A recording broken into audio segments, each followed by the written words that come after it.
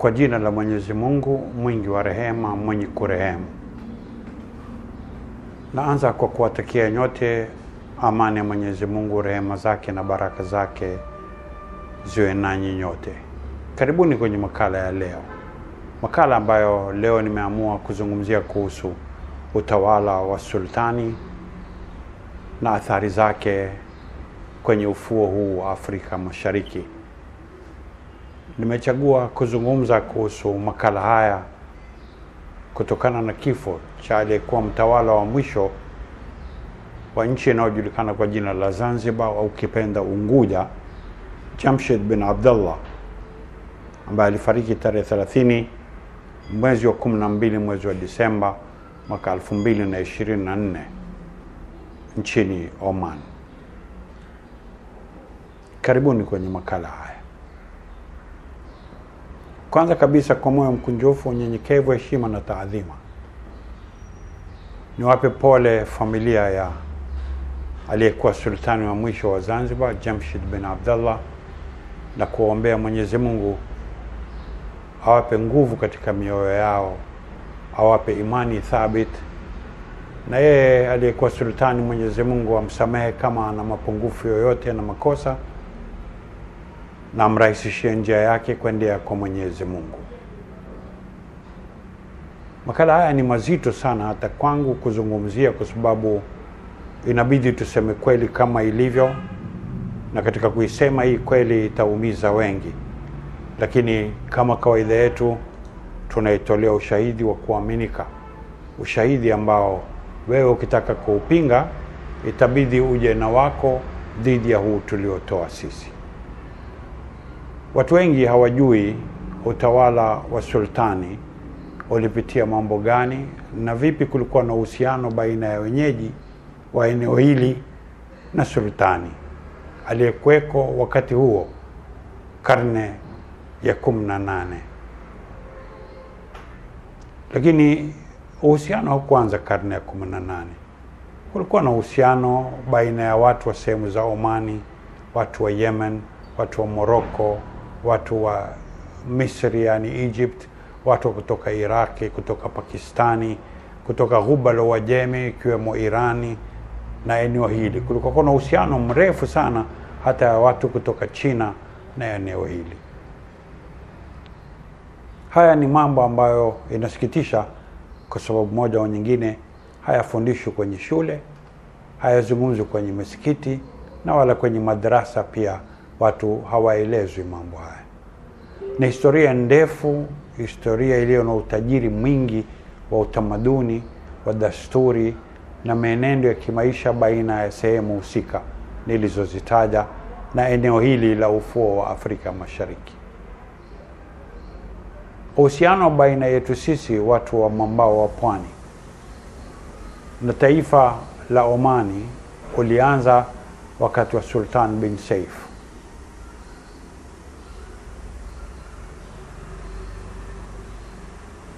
Uhusiano huu ulitokana na ujumbe uliotoka hapa kwenda kuomba msaada baada ya Wareno kutawala eneo hili kwa unyama sana na kuua mababu zetu na nyanya zetu kwa muda wa miaka 200 mfululizo.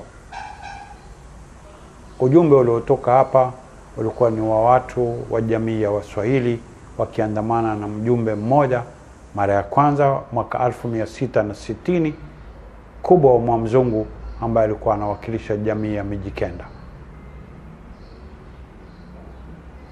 Katika ujumbe huu palikuwa na watu pia kutoka sehemu ya kisiwa cha Pemba, na wakenda wakaomba msaada ili wasaidiwe kuja kumuondoa Mreno alikuwa anatawala eneo hili kwa unyama zaidi, akisisitiza akiwa anajikita kwenye msingi wa kanisa Katoliki, na ruhusa alikuwa amepawa yeye Mreno na mwenziwe wa Spain ambaye ni Christopher Columbus. Huku kwetu ilikuwa ni Vasco da Gama. Kama ilivyo kawaida, matatizo yalikuwa ndani ya Oman baina ya Waomani wenyewe, baina ya koo mbili, zilileta tafaruku ambalo lilichelewesha Waomani kuleta ujumbe wa kusaidia wazee wetu kupambana na Mreno na kumuondoa kwenye eneo hili la mwambao wa pwani wa Afrika Mashariki. Na wazee hawakuketi tu, walipeleka ujumbe wa pili ulioongozwa na jamadari mwenye Nguti wa mwenye Minzagu, mwenye Kiate bin Hassan ambaye ni Mkilindini, mwenye Kombo bin Khamisi ni mtu wa Mtwapa, ni Tamimu wa Tisa Taifa, na Sheikh Mshirazi ambaye ni Mtangana, Tamimu wa Thalatha Taifa, wakifuatana na mwenye Mkuu bin Maalim ambaye ni Mtangana, na ndugu zao wa Kidigo akiwemo Digore, Shimba, Lungo, Tiwi na Mtawe. Baada ya kufika kule, waliweza kukutana na aliyekuwa mtawala kule ambaye ni Imam Saif bin Sultan al-Yarubi, na wakajieleza, na ndipo msaada ukaweza kupatikana na kuletwa huku. Lakini baada ya muda mfupi waliweza kusuluhisha yaliyokuwa ndani nchi yao, mizozo, na wakaweza kuja huku, na miongoni mwa watu walioletwa ili kuja kusaidia walikuwa wakiongozwa na majamadari wawili, Jamadari Shahadat Chota na Jamadari Tangaye ambaye ni wa jamii ya Wabulushi, akiongoza askari wa jamii ya Mazrui na jamii ya Mandri, ya Shikeli, Baasami, Maamiri, na hata wakiwemo wa askari wa jamii ya Wanubi. Walikuja hapa wakashirikiana na wenyeji na wakaweza kuang'oa Wareno hao mwaka 1698. Kitu ambacho wazee walikuwa hawajui ni kwamba milki ya Oman kulitokea mapinduzi, na baada ya mapinduzi yale jamii ya Al-Busaidi ikatukua mamlaka ya utawala.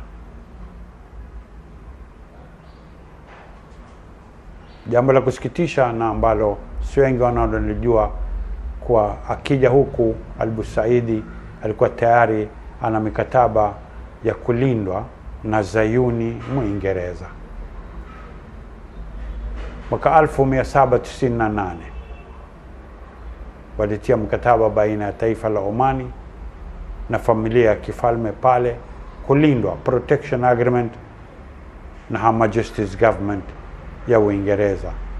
Baada ya mkataba huo wa tarehe 17 mwezi wa 10 mwezi wa Oktoba mwaka 1798, mkataba baina ya Said Sultan bin Ahmad Sultan wa Oman na mwakilishi wa kampuni ya British East India Company, nchi nyingine zilifuata sehemu ya bara Arabu. Mwaka 1880 mkataba wa ulinzi ulitiwa sahihi baina ya Zayuni wa Uingereza na Bahrain. 1892 mkataba wa kutegemea milki ya Uingereza ulitiwa saini baina ya Uingereza na Abu Dhabi. Mwaka 1892 hiyo hiyo nchi nyingine 4 zikafuatia mwenendo huo, moja ikiwa ni Dubai, kisha Rasul Khaima, kisha Sharjah, na hatimaye Ajman wakati ya saini kutegemea milki ya Zayuni Muingereza. Mwaka 1896 mkataba wa kulindwa baina ya Muingereza na Kuwait. Kisha mwaka 1915 mkataba wa kulindwa baina ya Saudi Arabia na Muingereza. Mwaka 1916 kafunga kazi Qatar kutia mkataba wa kutaka kulindwa na milki ya kizayuni ya Uingereza. Na hili ndilo lililosababisha nchi 10 za bara Arabu hivi leo kuwa hata ikiwa Palestina wanafanya wanayofanya hawawezi kusaidia. Kama ulikuwa hujui, jua leo. Lakini kumbuka, alianza mikataba hii si mwingine bali ni Sultan wa Oman, na pale ni mahali ambapo ni pa mikakati, ni mlango baina ya Ghuba la Uajemi na Mashariki ya Kati.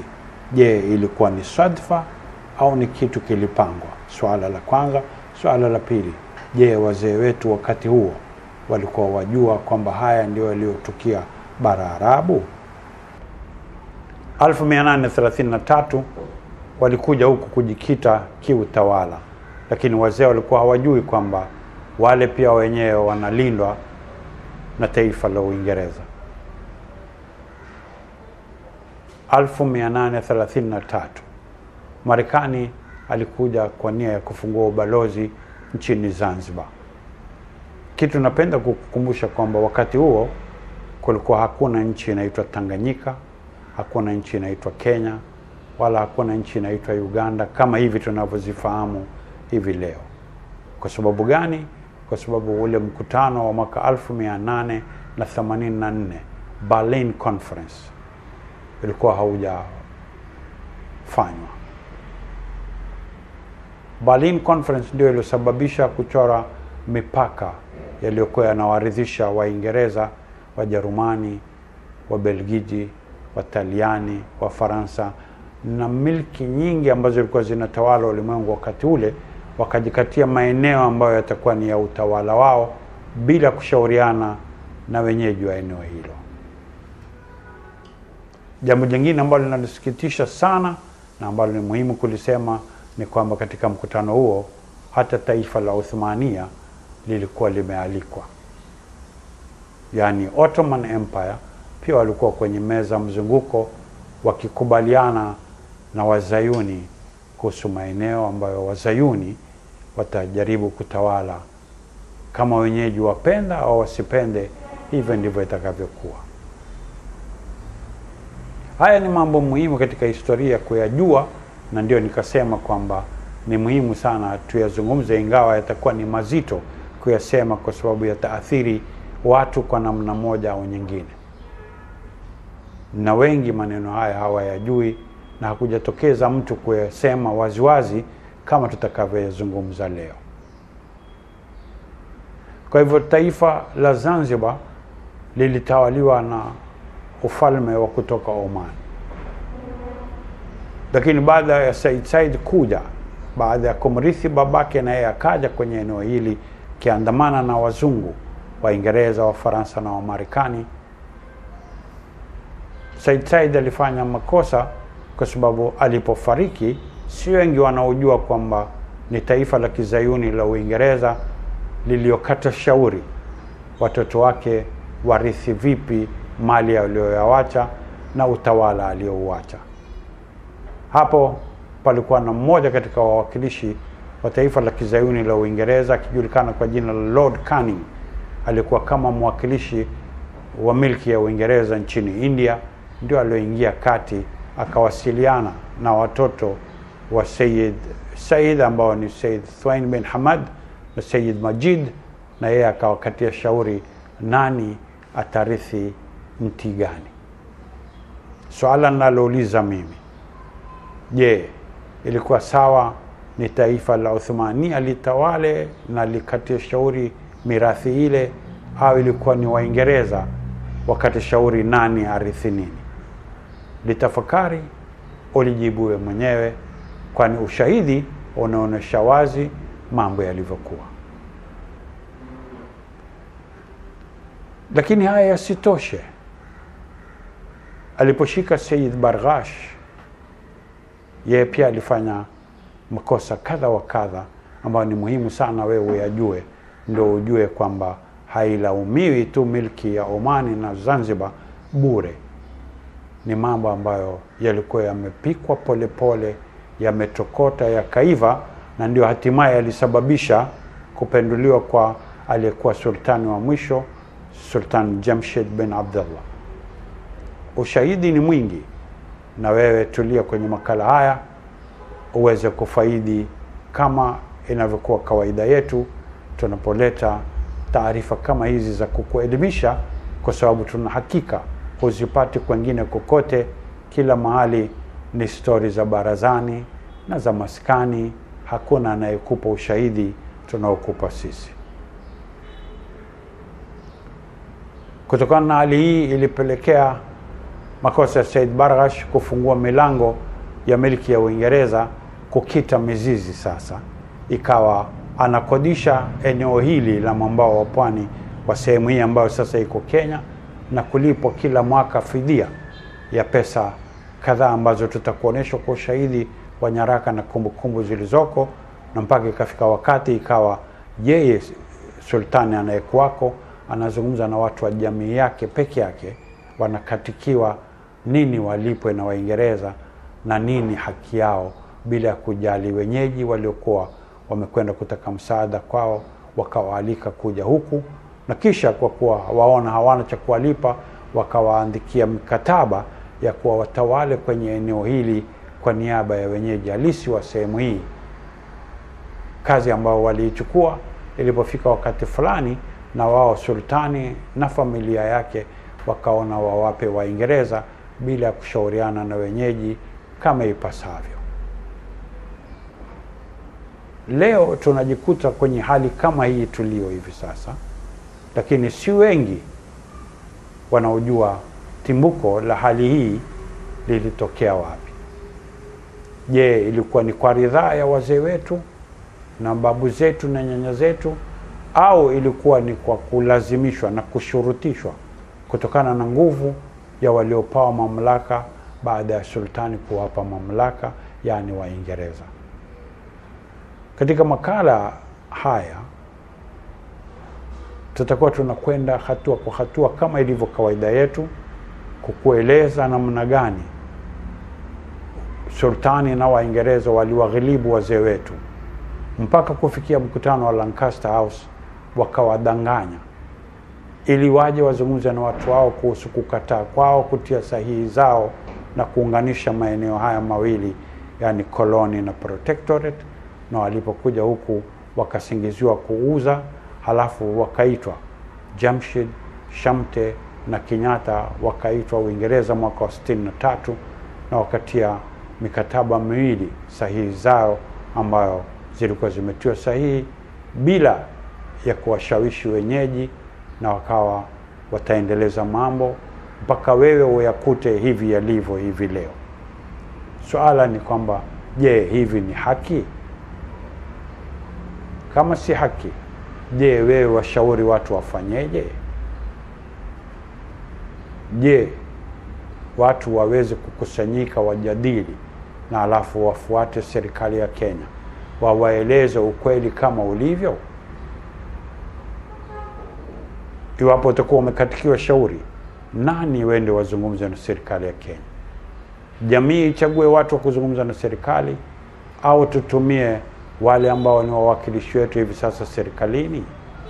Litafakari hili, alafu tuweze kukaa kwa makini, tuweze kukata shauri, kukutana kama jamii, tujadili haya mambo kwa upeo ufaa, kwa kina kinachofaa, tuoneshane ushahidi, na hata kama itabidi hata wakuu wa serikali waitwe, waweko kwenye kongamano hilo na waweze kuchangia mchango wao, kwa sababu kweli ambayo tunaisema kwenye makala haya ni kweli ambaye hakuna awezaye kuisema, kwa kuwa inataka ushahidi, na hakuna mwenye ushahidi isipokuwa uangalie kwenye ukurasa wa Stambudu wa Sheikh Abdullahi Nasir, makala haya ambayo tutaendelea nayo baada ya haya ya kwanza.